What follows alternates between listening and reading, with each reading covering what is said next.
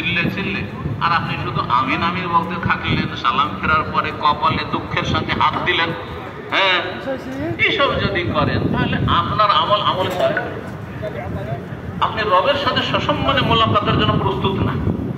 রবের সাথে যদি মালিকদের সাথে দেখা করতে চান, খালি আমালান সালিহা। আর আমল কবুলের কয়টি শর্ত? দুটি শর্ত। একটি হচ্ছে সুন্নাতে রাসূলের তরিকার আমল। আপনার নামাজ রাসূলুল্লাহ নামাজের ফটোকপি, আসল কপি নেই আপনার কাছে, কিন্তু আসল কপির ফটোকপি আপনার কাছে আছে। এই ফটোকপি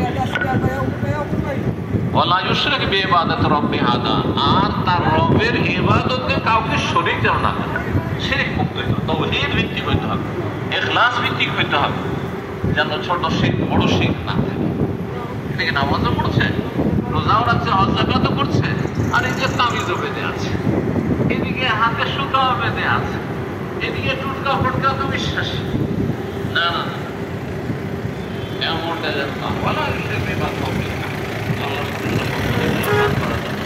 আমল করতে হবে এবং সুন্নাহ শিরক মুক্ত হতে হবে, ফরজ ওয়াজিব আদায় করতে হবে।